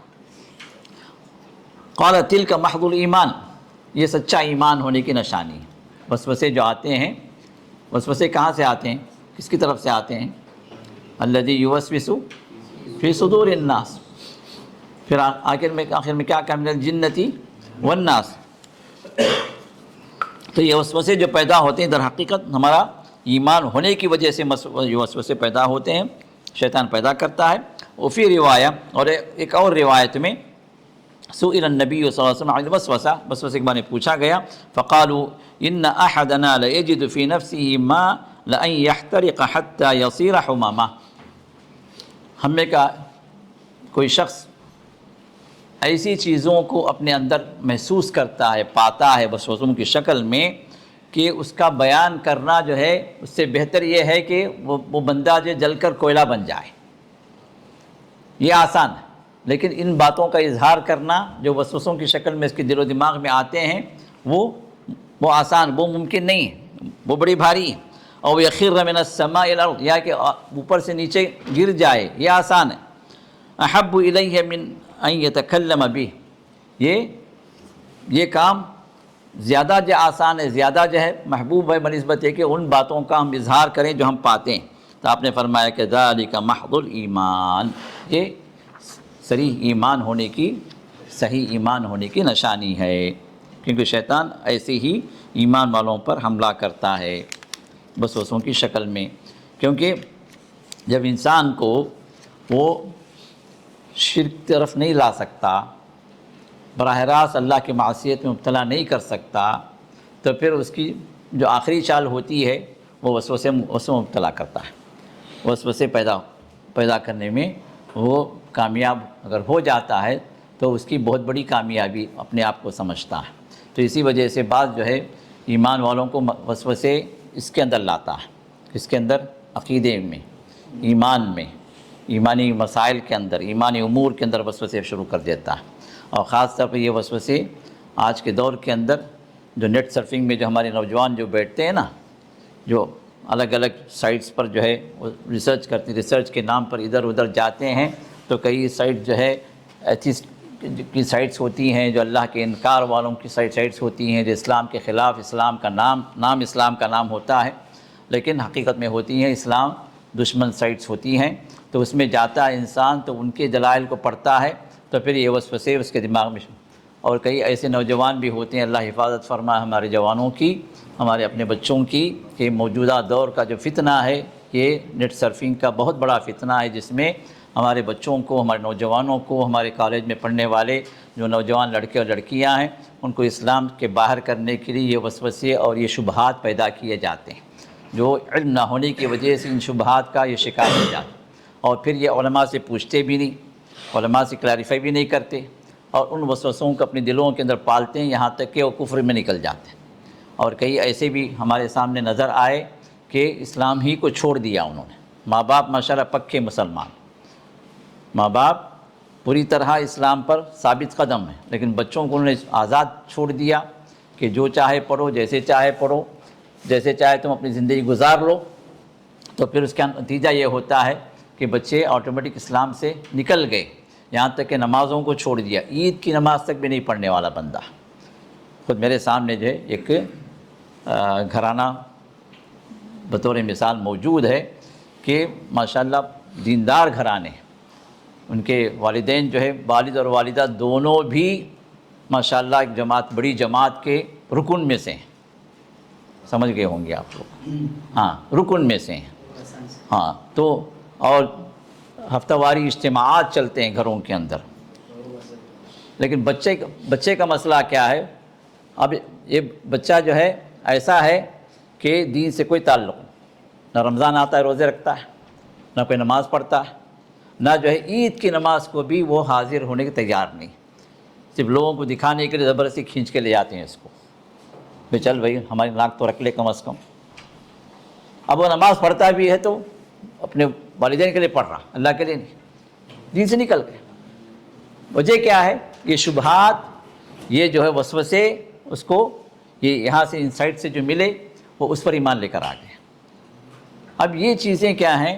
در حقیقت انسان اگر ان وسوسوں کو دماغ سے جھٹک دے اور ان چیزوں کی طرف جو دھیان نہ دے، اور جہاں پر بھی اس طرح کے وسوسے آئیں اپنے ایمان کی تجدید کرے، تو اللہ تعالیٰ اس کو ایمان پر ثابت قدم کرتے ہیں۔ اگر ان وسوسوں کے پیچھے جو ہے اسی طرح وہ نکل جائے تو پھر کفر و شرک میں پہنچنا بڑا آسان ہو جاتا ہے، جو شیطان یہی چاہتا ہے، اللہ تعالیٰ حفاظت فرمائے۔ تو اسی وجہ سے بعض روایت میں بات آتی ہے کہ اس طرح کے وسوسے جب آئیں تو انسان کہے آمنت باللہ و رسولی، کیا کہے؟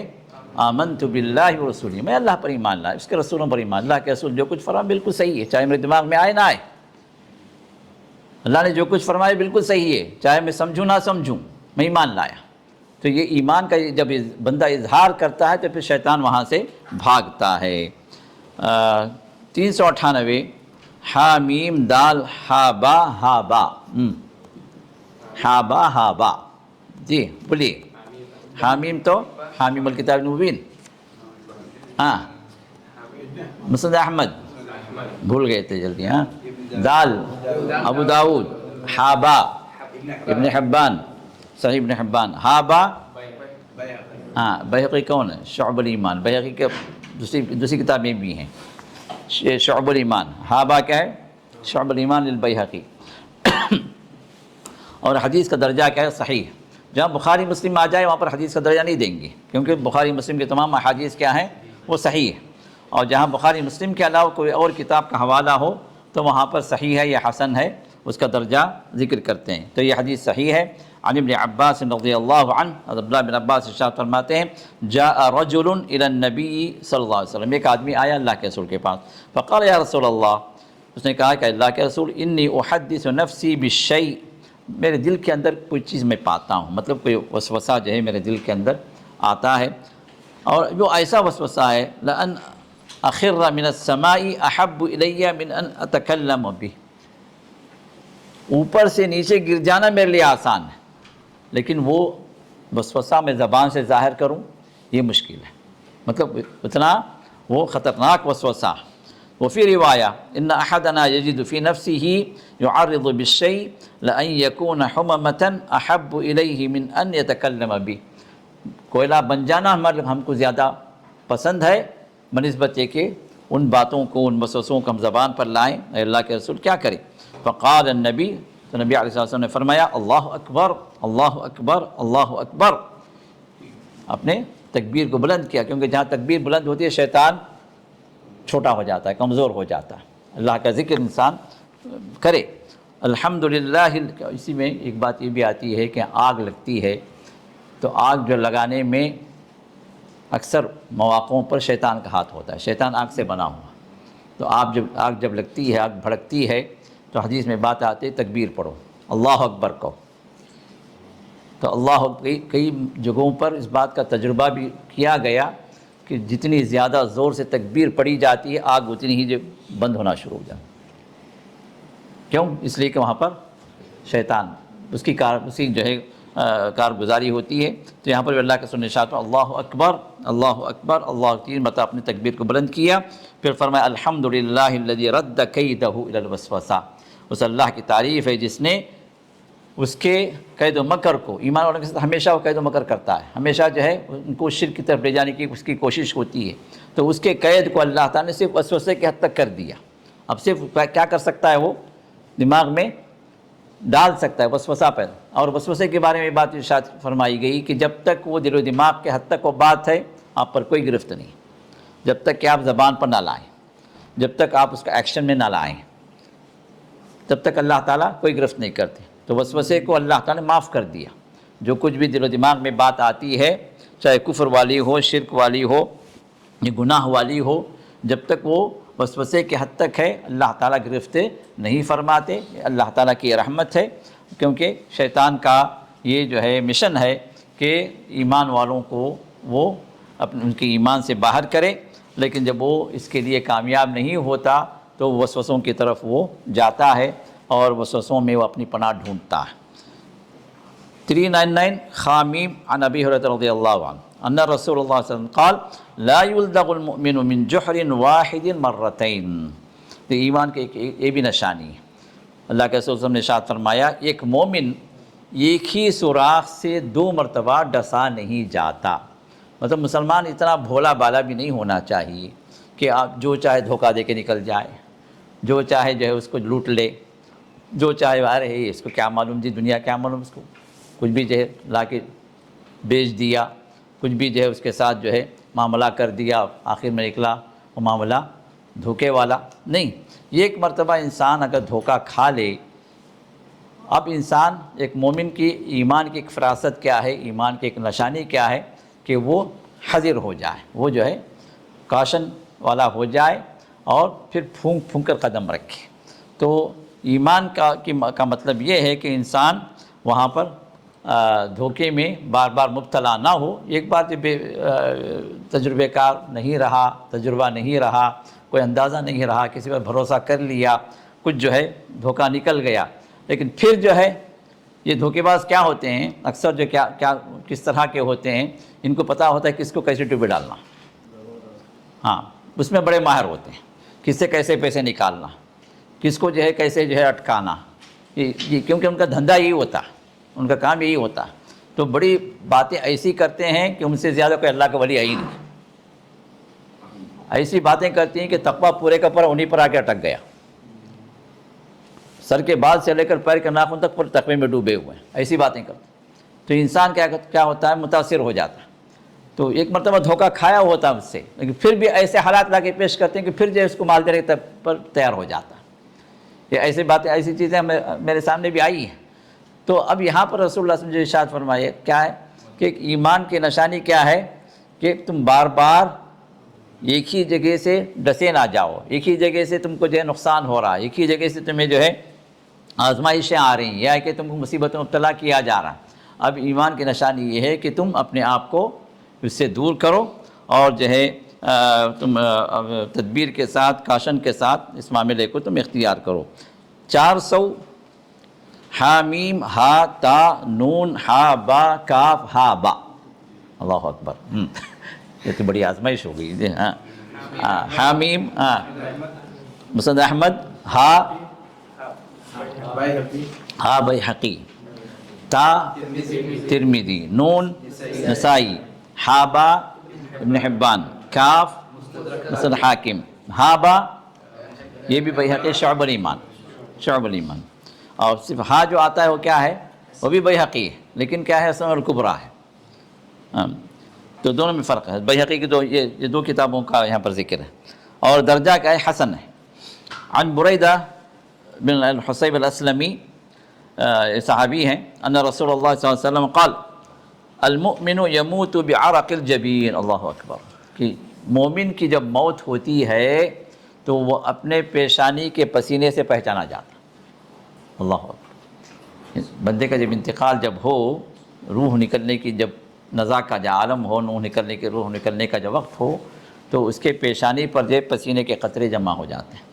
یہ پسینے کے قطروں کا جمع ہونا اللہ کے ارشاد فرمائے کہ ایمان کی علامت ہے. کوئی ضروری نہیں گھر ایک کے ساتھ ہوں، لیکن کسی کو آپ دیکھیں تو اس میں انشاءاللہ اس کے اندر خیر ہے، ایمان کی وہ نشانی ہے. وہ پھر روایہ اور ایک دوسری روایت میں عبداللہ بن بریدہ الاسلمی کے یہ بیٹے ہیں عبداللہ، یہ اپنے والد سے روایت کرتے ہیں انہ کان بخراسان، وہ خراسان میں تھے اس وقت، جو کسی غزوے کے کسی وہ سریے میں گئے تھے، جنگ میں گئے تھے.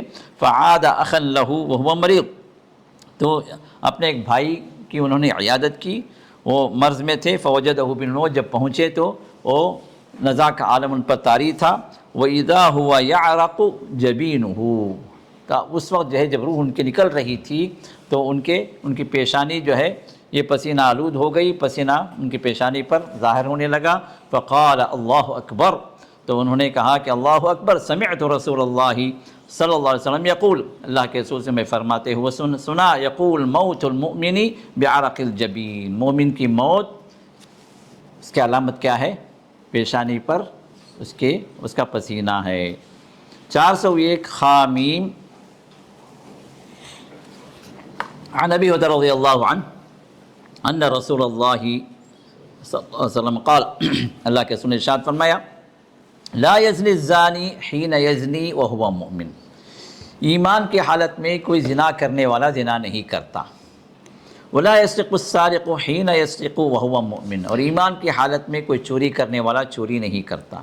ولا یشرب الخمر حتی یشربها وہو مؤمن، اور کوئی شراب پینے والا ایمان کی حالت میں شراب نہیں پیتا.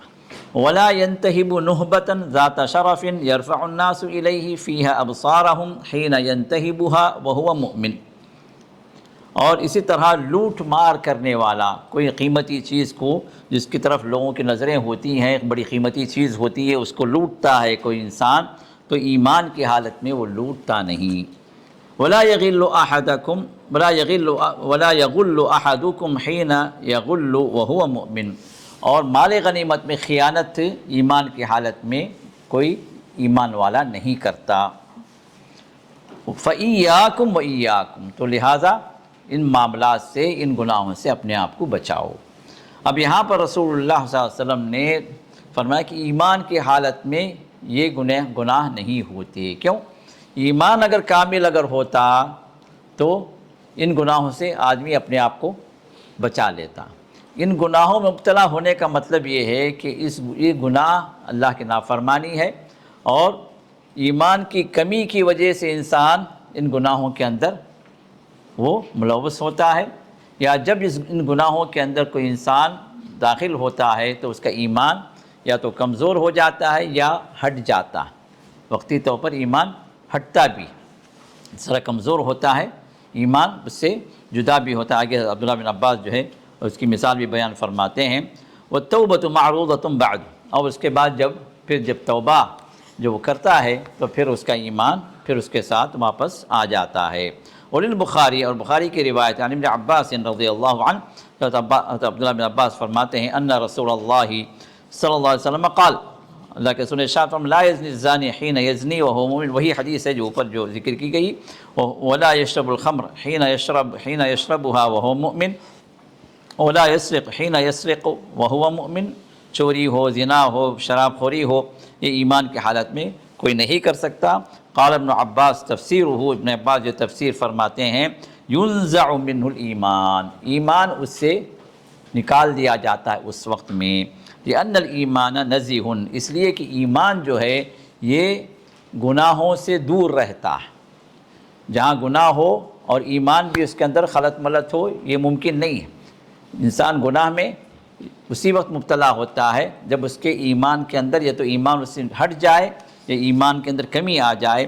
فَإِذَا أَذْنَبَ الْعَبْدُ فَارَقَهُ، جب بندہ گنہگار بنتا ہے تو ایمان اس سے جدا ہو جاتا ہے۔ فَإِذَا نَزَعَ عَادَ إِلَيْهِ، پھر جب وہ اس گناہ سے باہر ہوتا ہے تو ایمان واپس آ جاتا ہے۔ وَشَبَّكَ بَيْنَ أَصَابِعِهِ ثُمَّ فَرَّقَهَا، تو انہوں نے جو ہے اپنی انگلیوں کو اس طرح پہلے ایک دوسرے میں داخل کیا، پھر ان انگلیوں کو انہوں نے نکال بھی دیا کہ ایمان اس طرح ہوتا ہے، پھر اس کے بعد گناہ کی وجہ سے وہ ایمان ایسے ہو جاتا، باہر ہو جاتا، پھر گناہ کے بعد پھر وہ ایمان پھر سے واپس آ جاتا ہے۔ تیسرا باب ہے الاحسان ان تخشى اللہ کأنک تراہ۔ جس طرح آپ کو معلوم ہے کہ یہ کتاب جو ہے وہ الاسلام والایمان والاحسان ان تینوں پر مشتمل کتاب ہے، تو اب جو ہے اسلام اور ایمان کے بعد تیسرا جو چیپٹر ہے الاحسان۔ احسان کیا ہے؟ احسان ان تخشى اللہ کأنک تراہ، کہ تم اللہ سے ڈرو گویا تم اللہ کو دیکھ رہے ہو۔ 402 خامیم عن ابی ہریرہ رضی اللہ عنہ، حضرت ابو ہریرہ فرماتے ہیں کان رسول اللہ صلی اللہ علیہ وسلم یوما بارزا للناس، حدیث جبریل کے نام سے جو مشہور ہے، مسلم کی جو حدیث ہے، تو وہی حدیث جو ہے یہاں پر ذکر کی گئی ہے، اور مسلم کی تو یہ پہلی حدیث ہے، مسلم کی یہ پہلی حدیث ہے، لیکن بخاری کے اندر بعد میں جو اس کو لایا گیا ہے دوسرے کسی چیپٹر میں، تو یہاں پر بخاری اور مسلم دونوں کو یہاں پر ذکر کیا گیا کیونکہ یہ روایت دونوں کے اندر موجود ہے۔ تو کان رسول اللہ صلی اللہ علیہ وسلم یوما بارزا للناس، اللہ کے رسول ایک مرتبہ مجلس میں بیٹھے ہوئے تھے، فأتاه رجل، تو ایک آدمی آیا، فقال یا رسول اللہ ما الایمان، تو کہیں اللہ کے رسول ایمان کیا ہے؟ تو آپ نے ارکان ایمان بتلائے۔ ارکان ایمان کتنے ہیں؟ 6 ہیں، وہ 6 ارکان ایمان اللہ کے رسول یہاں پر بتلاتے ہیں۔ ان تؤمن باللہ، کہ تم اللہ پر ایمان لاؤ، و ملائکتی، اس کے فرشتوں پر، و کتابی، اس کی کتابوں پر، و لقائہ، اور یہاں پر جو ہے لقاء کا مطلب جو ہے یوم آخرت ہے، اور اس کے آخرت پر، وہ رسولہ، اور اس کے رسولوں پر، و تؤمن بالبعث، اور مرنے کے بعد اٹھائے جانے پر۔ قال ما الاسلام، تو اسلام کیا ہے؟ تو آپ نے فرمایا کہ الاسلام ان تعبد اللہ لا تشرک بہ شیئا، کہ تم اللہ ہی کی عبادت کرو، اس کے ساتھ کسی کو شریک نہ کرو، وتقیم الصلاۃ المکتوبہ، اور فرض نماز کو قائم کرو، وتؤدی الزکوٰۃ المفروضہ، اور فرض زکوٰۃ کو تم ادا کرو، وتصوم رمضان، اور رمضان کے روزے رکھو۔ اس میں حج کا ذکر نہیں ہے، تو اس کا مطلب کیا ہوا؟ یہ حدیث اس وقت کی ہے جب حج کی فرضیت نہیں ہوئی۔ قال ما الاحسان، اس سے یہ بات جو ہے یہ بات بھی معلوم ہوتی ہے کہ ایک سے زائد مرتبہ جبریل آئے، ایک ہی مرتبہ نہیں آئے، ایک سے زائد مرتبہ رسول اللہ صلی اللہ علیہ وسلم کے پاس صحابہ کو دین سکھانے کے لیے، کیونکہ ہر صحابی ہر مجلس میں ہونا ضروری نہیں ہے، ممکن ہے اس وقت جو صحابہ تھے اس وقت دوسرے موقع پر نہ رہے ہوں، تو یہاں پر جو حج کا ذکر نہیں کیا گیا۔ تو پھر پوچھا گیا کہ احسان کیا ہے؟ اس آدمی نے پوچھا احسان کیا ہے؟ قال ان تعبد اللہ کأنک تراہ، کہ احسان یہ ہے کہ تم اللہ کی عبادت کرو گویا تم اللہ کو دیکھ رہے ہو۔ فإن لم تکن تراہ فإنہ یراک، اگر تم اس کو دیکھ نہ سکو، مطلب وہ کیفیت پیدا نہ کر سکو، پھر اتنا تو جو اپنے آپ کو تصور کرو کہ فإنہ یراک، کہ اللہ تمہیں دیکھ رہا ہے۔ پھر اس بندے نے پوچھا متی الساعہ، قیامت کب آئے گی؟ تو اللہ کے رسول نے ارشاد فرمایا ما المسؤول عنہا بأعلم من السائل، جو پوچھنے والا ہے اس کا جتنا علم ہے اس سے زیادہ جس سے پوچھا جا رہا اس کا علم بھی نہیں ہے، مطلب اس معاملے میں تم اور میں برابر ہیں، نہ تم کو ہے نہ مجھے۔ ولیکن سأحدثک عن اشراطها، ہاں لیکن جو اس کی کچھ نشانیاں ہیں وہ نشانیاں میں تمہیں بیان کرتا ہوں۔ تو رسول اللہ صلی اللہ علیہ وسلم نے 3 نشانیاں یہاں پر بیان فرمائی۔ اذا ولدت الامۃ ربها، جب لونڈی اپنے آقا کو جنے گی، جس سے مراد جو ہے کئی ایک تفاسیر ہیں، اس میں سے ایک تفسیر یہ بھی ہے کہ اولاد جو ہے نافرمان ہو جائے گی، مطلب جو خود کی اولاد ایسے جو ہے رہے گی کہ ماں کو اپنے احکام کے تحت لائیں گی، ماں پر اپنا حکم چلائیں گی۔ وہ تو ہو رہا نا، وہ تو کئی جگہوں پر، کئی گھروں کے اندر یہ کیفیت موجود ہے۔ اولاد جب بڑی ہو جاتی ہے تو ماں باپ ڈرنے لگتے ہیں ان کے حکم پہ چلنا، نہیں تو اولاد ناراض، نہیں تو اولاد کے ساتھ دشمنیاں شروع ہو جاتی ہیں۔ تو بہت سارے مسائل ہوتے ہیں، اللہ خیر کرے۔ تو حالت یہ ہو جائے گی، فذاک من اشراطها، تو یہ جو ہے وہ قیامت کے نشانیوں میں سے ایک ہے۔ نمبر 2، وَإِذَا كَانَتِ الْعُرَاةُ الْحُفَاةُ رُؤُوسَ النَّاسِ، جب ننگے پیر ننگے بدن لوگ، یہ جو لوگوں کے امیر بن جائیں گے، لوگوں کے سردار بن جائیں گے۔ جیسے ہے نا گاؤں کے اندر دیکھیں پردھان قسم کے لوگ کیا ہوتے ہیں، خاص طور پر آندھرا وغیرہ میں دیکھیں ریڈی لوگ جو ہے، ہاں ان کو جو ہے دھوتی بننے کی جو یہ نہیں رہتی، پیر ننگے، میں نے خود دیکھا ننگے پیر ہوتے ہیں، لیکن ماشاءاللہ ننگے پیر آئے گا گاڑی میں، ایک بڑی جو ہے شاندار گاڑی میں بیٹھ کے جائے گا اور وہ اس بستی کا پردھان ہوگا۔ تو اس طرح کے جو لوگ جو ہیں وہ جو لوگوں کے رئیس بن جائیں گے، فذاک من اشراطها۔ اور نمبر 3 کہ وَإِذَا تَطَاوَلَ رِعَاءُ الْبَهْمِ فِي الْبُنْيَانِ، چرواہے لوگ یہ جو بڑی بڑی بلڈنگوں کے مالک ہو جائیں گے، کیونکہ چرواہا کیا ہوتا ہے، غریب ہوتا ہے، لیکن یہ کھیتی باڑی کرنے والے، بکریاں چرانے والے، یہ ریوڑ جن کے پاس ہوتے ہیں، وہ جو بڑی بڑی بلڈنگوں کے مالک ہو جائیں گے، فذلک من اشراطها، تو یہ بھی ایک نشانی ہے۔ اور پھر فرمایا فی خمس لا یعلمہن الا اللہ، 5 باتیں ایسی ہیں جو اللہ کے سوا کوئی نہیں جان سکتا۔ پھر ثم تلا رسول اللہ صلی اللہ علیہ وسلم، پھر اللہ کے رسول نے وہ آیت تلاوت فرمائی، جس آیت میں جو سورہ لقمان کی آخری آیت ہے، ان اللہ عندہ علم الساعہ وینزل الغیث ویعلم ما فی الارحام ما تدری نفس ماذا تکسب غدا وما تدری نفس بأی ارض تموت ان اللہ علیم خبیر۔ یہ 5 باتیں جس میں اللہ نے ارشاد فرمایا کہ قیامت کا علم اسی کے پاس ہے، اور بارش کے نزول کا جو ہے جو علم ہے وہ بھی اسی کے پاس ہے، ارحام میں جو کچھ ہے اس کا علم بھی اسی کے پاس ہے، اور جو ہے کل کے دن کوئی انسان کیا کمائے گا، اس کی کیا نیکیاں ہوں گی، کیا بدیاں ہوں گی، کیا کچھ کرے گا، یہ سب جو ہے اسی کے پاس علم ہے۔ اور کس زمین کے کس خطے پر، کس جگہ پر اس کی موت آئے گی، یہ بھی کوئی انسان نہیں جان سکتا، یہ علم بھی اللہ ہی کے پاس ہے۔ ثم ادبر الرجل، اب یہ سب سوالات ہونے کے بعد وہ آدمی واپس ہوا، فقال رسول اللہ صلی اللہ علیہ وسلم ردوا علی رجل، تو آپ نے صحابہ سے کہا کہ ارے بھائی ذرا اس کو بلاؤ، ابھی تو نکلا نا بندہ، ذرا اس کو بلاؤ۔ فاخذوا یردوہ، تو لوگ بھاگے اس کو جو ہے واپس بلانے کے لیے، فلم یروا شیئا، تو وہ بندہ غائب ہو گئے، وہ بندہ کہیں نظر نہیں آیا۔ فقال رسول اللہ صلی اللہ علیہ وسلم، تو اللہ کے رسول نے فرمایا کہ ھذا جبریل جاء لیعلم الناس دینہم، یہ جبریل تھے جو آئے کیوں، تاکہ لوگوں کو ان کا دین سکھلائیں۔ اور اسی میں جو ہے وہ مراتب الدین بھی، مراتب الدین کیا ہے، اسلام، ایمان، احسان، تو یہ جو ہے مراتب اس حدیث سے ظاہر ہوئے جو جبریل نے سکھلائے۔ وفی روایہ، اور ایک اور روایت میں فرمایا اذا ولدت الامۃ بعلہا، جب لونڈی اپنے آقا، وہاں پر جو ہے اس کے اوپر ربہا آیا، یہاں پر کیا ہے بعلہا آیا، دونوں کا معنی ایک ہی ہے، دونوں کا معنی آقا کے معنی میں۔ وفی اولی، پھر ایک اور روایت میں اس کے شروع میں ان رسول اللہ صلی اللہ علیہ وسلم قال سلونی فہابوا ان یسلوہ، اللہ کے رسول نے ایک مجلس فرمایا کہ مجھ سے پوچھو، مجھ سے معلومات لو، مجھ سے انفارمیشن لو، لیکن صحابہ جو ہے عام طور پر نہیں پوچھتے تھے، ڈر جاتے تھے کہ ایسا نہ ہو کہ اللہ کے رسول ناراض ہو جائیں، یا کہ ان کی بات پر جو کوئی آیت نازل ہو جائے، تو صحابہ ڈر کر نہیں پوچھتے تھے اللہ کے رسول سے، لیکن ان کی خواہش یہ ہوتی تھی کوئی بندہ آئے باہر سے اور سوال کرے تاکہ سن لیں۔ تو جب اللہ کے رسول کے پوچھنے کے باوجود بھی ان میں سے کوئی سوال نہیں کیا، تو اللہ نے جبریل کو بھیجا، فجاء رجل، تو پھر جو ہے اللہ کے رسول کے جواب میں جب انہوں نے سوال کے جواب میں کچھ پوچھا نہیں، تو پھر جبریل آئے، فجاء رجل، انسانی شکل میں، جبریل عام طور پر آتے تھے انسانی شکل میں، اور خاص طور پر ایک عمومی طور پر ایک صحابی کی شکل میں آتے تھے، وہ ہے دحیہ الکلبی، یہ ان کی شکل میں آتے ہیں، لوگ سمجھتے ہیں کہ وہ صحابی ہیں لیکن وہ ہوتے تھے جبریل۔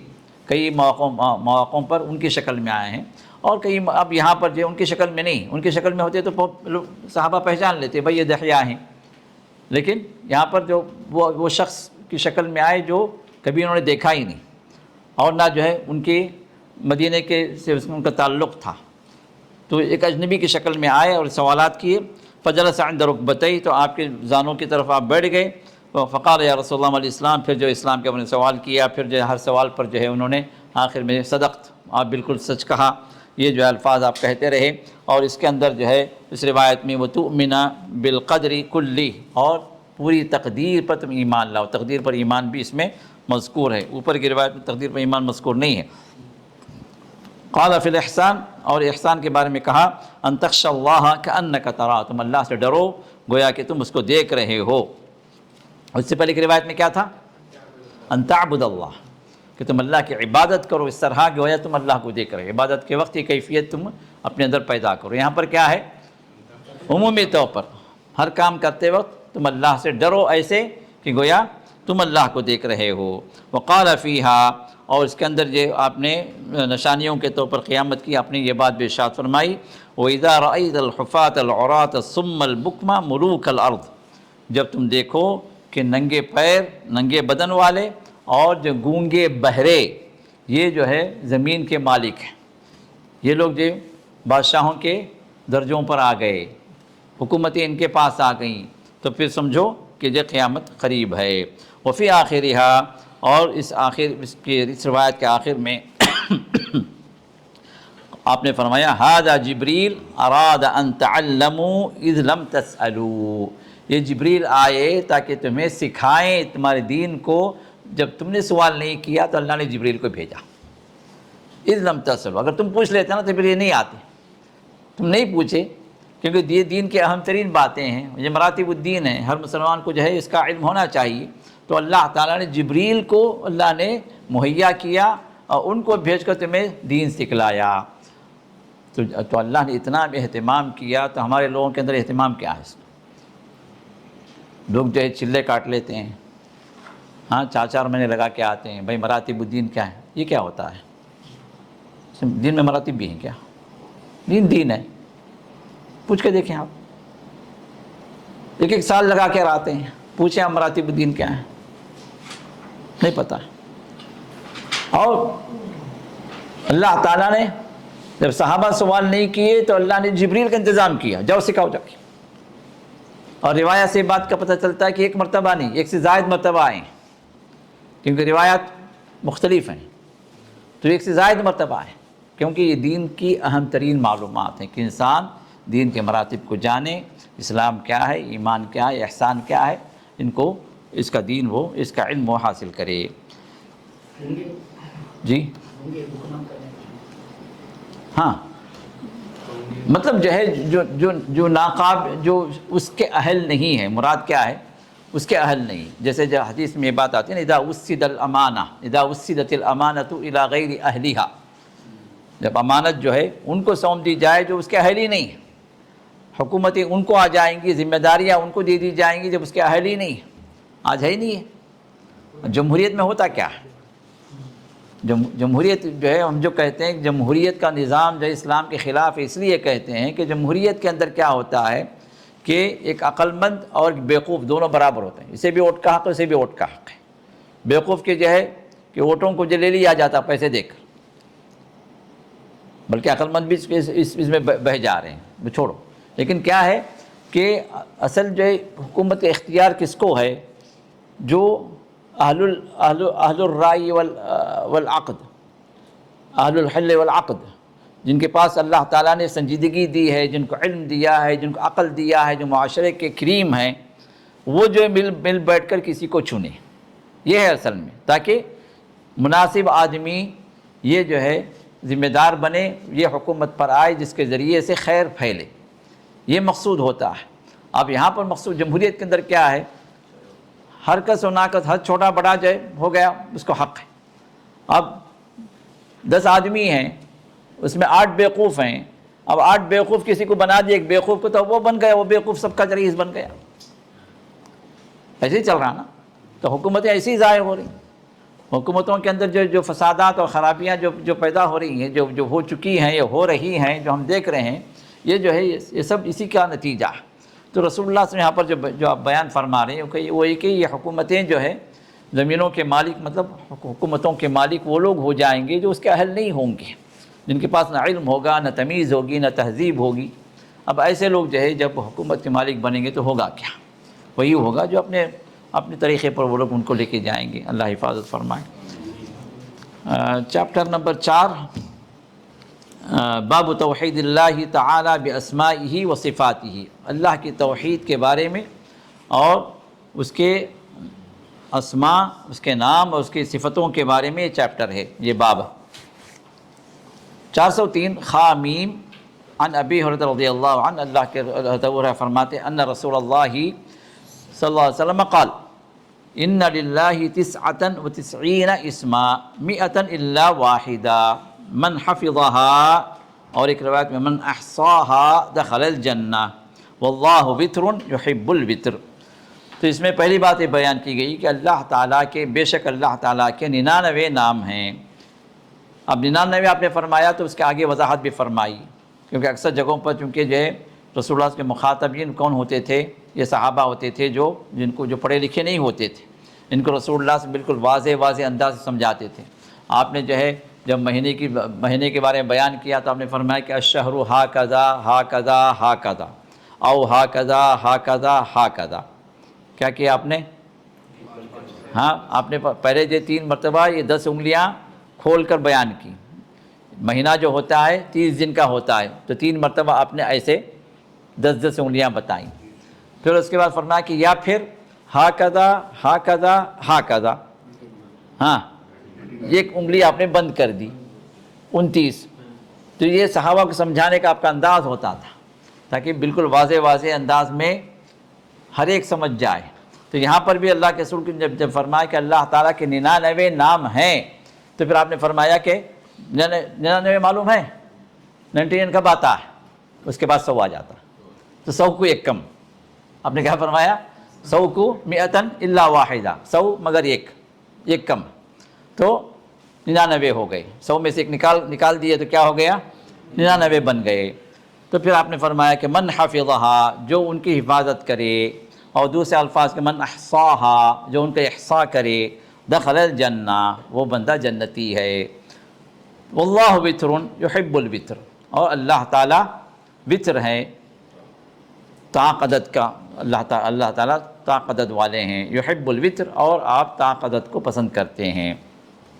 اب یہاں پر جو ہے پہلی بات تو یہ ہے کہ 99 نام جو اللہ تعالیٰ کے ذکر کیے گئے، ان کو اللہ کے رسول نے یاد کرنے کا بھی حکم دیا ہے، اور دوسری بات احصاء کے اندر کیا یاد کرنا بھی ہے، ان کی حفاظت کرنا بھی ہے، عقیدے کے اعتبار سے بھی، عمل کے اعتبار سے ان پر ایمان بھی لانا ہے، ان ناموں پر کہ اللہ تعالیٰ کے نام ہیں، اور ان ناموں کے اندر چونکہ صفاتی نام ہے تو اللہ تعالیٰ کی صفتیں بھی ہیں، جیسے اللہ تعالیٰ سمیع ہے، سمیع اللہ کا نام ہے، تو اللہ کا سننا اس کے شان کے لائق، اس پر ایمان لانا ہے۔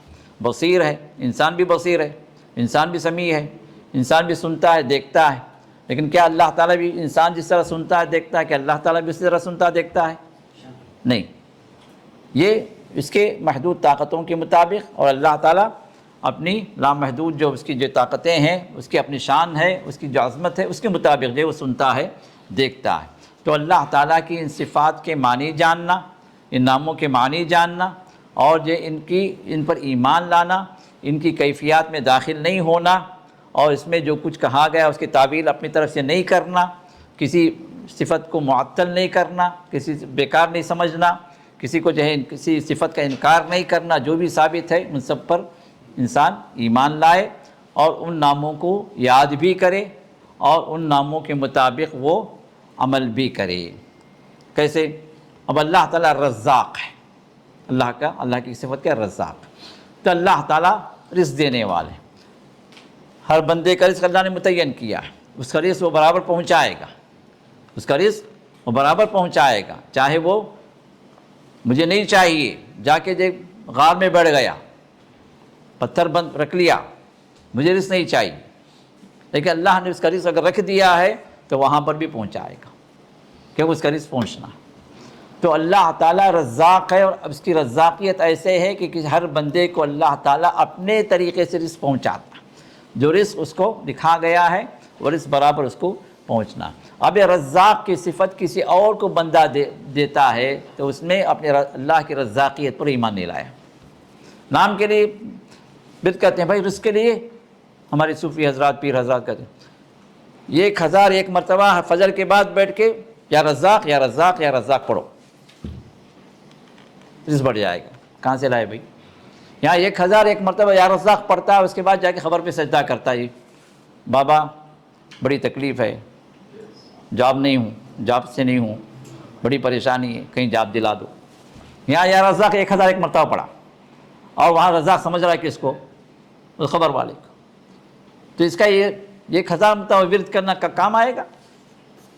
یہ زبانی جمع خرچ، ایمان نہیں۔ ایمان اگر ہوتا تو اللہ تعالیٰ کو رزاق سمجھ کر وہ کہیں اور نہیں جاتا۔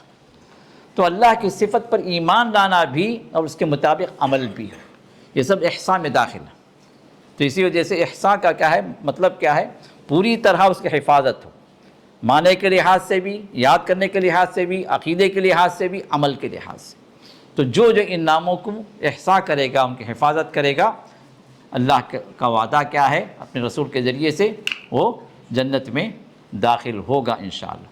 اور دوسرا سوال کیا ہے کہ اللہ تعالیٰ کے صرف 99 نام ہیں، کچھ اور نام نہیں؟ تو حدیث میں جو ہے اور بھی ناموں کا ذکر آیا، اور بھی یہ اشارہ ہمیں ملتا ہے کہ 99 ناموں کے علاوہ بھی نام۔ یہ 99 نام تو ترتیب کے لحاظ سے ترمذی کی روایت میں ہے، لیکن وہ روایت ضعیف ہے۔ تو اس سے مراد کیا ہے؟ وہ نام مقصود نہیں ہے جو اس روایت میں بیان کیے گئے، کیونکہ وہ روایت ضعیف ہے۔ لیکن علماء اور محدثین نے قرآن سے اور احادیث سے 99 ناموں کی لسٹ کو تیار کیا۔ اس میں 2-4 نام کسی نے اضافہ کیے، کسی نے کم کر دیے، کسی نے کسی روایت کو صحیح قرار دے کر ان ناموں کو اختیار کیا، کسی نے ضعیف قرار دے کے ان ناموں کو ہٹا دیا۔ لیکن 99 ناموں کی لسٹ جو ہے موجود ہے۔ تو اس میں پہلا کام یہ ہے کہ ہم بھی یاد کریں، اپنے بچوں کو بھی یاد کروائیں۔ اس معاملے میں ہم بڑے جو ہے پیچھے ہیں۔ ہم میں سے اگر کہا جائے بھی کس کو یاد 99 نام، تو ہم میں کو کوئی نہیں بتا سکتا۔ کیوں؟ اس لیے کہ ہم نے اس کی طرف توجہ نہیں دی۔ تو ان ناموں کو یاد بھی کریں، پھر ان ناموں کو سمجھیں، اپنے بچوں کو سمجھائیں ان ناموں کا معنی کیا ہے، مطلب کیا ہے، تاکہ اس پر ہمارا ایمان ہو جائے۔ پھر اس ایمان کے مطابق ہمارا عمل بھی ہو، تو انشاءاللہ اس اعتبار سے اس احصاء کی اس کیفیت میں ہم داخل ہو جائیں گے انشاءاللہ، اور جنتوں کے بھی مستحق بن جائیں گے۔ لیکن بات یہ ہے کہ یہ 99 نام ہائی لائٹ کیے گئے، لیکن اللہ کے 99 نام ہی ہیں، کوئی اور نام نہیں ہے، یہ مراد نہیں ہے۔ کیونکہ رسول اللہ سے ایک دعا ہے، اس دعا میں رسول اللہ صلی اللہ علیہ وسلم یہ ہر معاملے کے آسانی کے لیے، ہر مشکل کی اور پریشانی سے نکلنے کے لیے رسول اللہ نے ایک دعا سکھلائے۔ اس دعا میں کیا ہے؟ اللہم انی عبدک وابن عبدک وابن امتک ناصیتی بیدک ماض فی حکمک عدل فی قضاؤک اسألک بکل اسم هو لک سمیتہ بنفسک او انزلتہ فی کتابک او علمتہ احدا من خلقک او استأثرت به فی علم الغیب عندک۔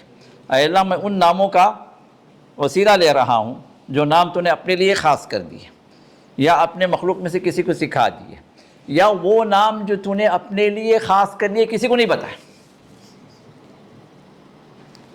وہ تیرے پاس ہے۔ تو اس کا مطلب کیا ہوا؟ صرف 99 نام ہی نہیں ہے، 99 نام تو ظاہر ہو گئے، کچھ وہ نام بھی ہیں جو اللہ کے اس کے اپنے نام ہیں جو اس نے کسی کو نہیں بتایا، اس نے خاص کر لیا اپنے لیے، اپنے اوپر، اپنے لیے خاص ہے نام۔ تو یہ 99 ناموں کے علاوہ بھی نام ہیں اللہ تعالیٰ کے، اور وہ نام کیا ہے اللہ ہی بہتر جانتا ہے۔ لیکن یہ 99 نام جو ظاہر ہو گئے، جو احادیث سے بتلائے گئے، تو اس کو یاد کرنا اور اس کی حفاظت کرنا عقیدے کے اعتبار سے بھی، عمل کے اعتبار سے بھی مطلوب ہے۔ تو لہٰذا ہم اس کی طرف توجہ دیں اور خود بھی یاد کریں، اپنے گھر والوں کو بھی یاد کروائیں تاکہ ہم اس فضیلت میں داخل ہو سکیں۔ اور پھر فرمایا واللہ وتر یحب الوتر، کہ اللہ تعالیٰ اکیلا ہے، اور اللہ تعالیٰ جو وتر کا جو عدد ہے وہ اللہ پسند فرماتے ہیں۔ اسی سے ہماری نماز وتر بھی ہم پڑھتے ہیں تاکہ آخری نماز ہماری کیا ہو؟ وہ طاق عدد کی ہو۔ دن کی آخری نماز کیا ہے؟ طاق عدد کی ہے۔ کون سی؟ مغرب کی۔ غروب ہوتے ہی جو نماز ہم پڑھتے ہیں کیا ہے؟ مغرب کو طاق رکھا گیا۔ اور فجر سے پہلے تک کی، فجر سے پہلے کی نماز کیا ہے؟ وہ تہجد کی ہے، اس کے اندر بھی عدد کیا ہے؟ طاق عدد ہے۔ تو تو اللہ تعالیٰ کو یہ طاقت پسند ہے۔ بہت ساری چیزوں کے اندر، عبادات کے اندر طاقت رکھا گیا، جیسے جو طواف ہے کتنے چکر لگاتے ہیں؟ 7۔ عدد کیا ہے؟ طاقت عدد ہے۔ اسی طرح تسبیحات ہیں جو پڑھتے ہیں کتنی مرتبہ؟ 3، 5، 7، اس طرح رسول اللہ صلی اللہ علیہ وسلم نے ادا کی ہیں۔ تو عبادات کے اندر بھی طاقت کو خاص طور پر جو مینشن کیا گیا ہے، کیونکہ اللہ تعالیٰ کو طاقت پسند ہے۔ اللہ قبول فرمائے۔ تو یہاں ہم رکتے ہیں، آگے انشاءاللہ ناشتے کے بعد پھر جمع ہوں گے۔ بارک اللہ فیک۔ سبحانک اللہم وبحمدک، نشہد ان لا الہ الا انت، نستغفرک ونتوب الیک۔